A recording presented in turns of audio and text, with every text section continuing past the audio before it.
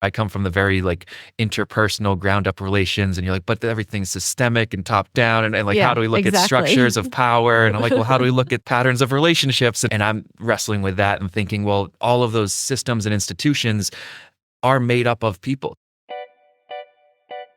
I'm Bridget Conley, Research Director at the World Peace Foundation and host of Disrupting Peace, a podcast about why peace hasn't worked and how it still could. I have to admit that even though I've spent my career working on peace building, the news today is pretty disheartening. Russia's war in Ukraine, the Israeli assault on Gaza, not to mention ever-increasing military budgets. Forging peace does not seem to be a priority on any world leader's agenda. So what can the average person do? How do we take the first steps towards peace? This season, we're looking for answers from around the world. We'll talk with experts on everything from early childhood development to mutual aid networks in conflict-ridden Sudan. The international community abandoned us during this time. So it's only two options.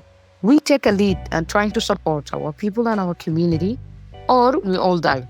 Along the way, we'll ask what we can learn about listening, that is, having difficult conversations instead of violent reactions.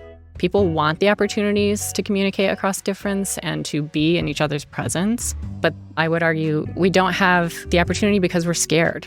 And we don't have the spaces where there's the ability to hold such deep emotion.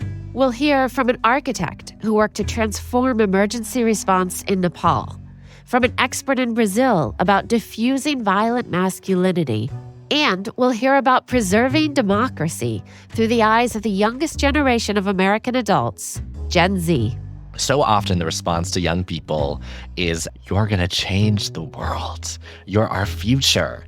And I always whip that back at the person who says it and say, and what are you going to do to help me?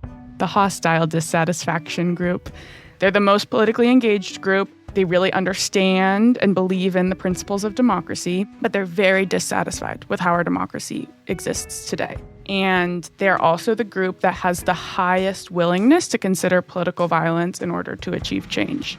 And while the topics are serious, think war breaking out in your hometown, natural disasters that destroy entire neighborhoods, and domestic violence, we're not.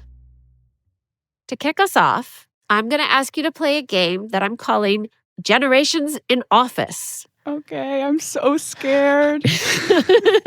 We are in the hot seat right now. Yeah.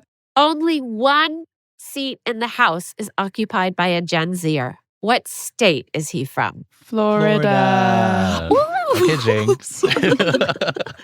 That was excellent. If there's one thing we know, it's Gen Z.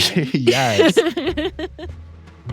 Season 3 of Disrupting Peace launches September 9th. You can find us on Spotify, Apple Podcasts, or wherever you listen. Subscribe now so you don't miss a single episode. We'll see you then.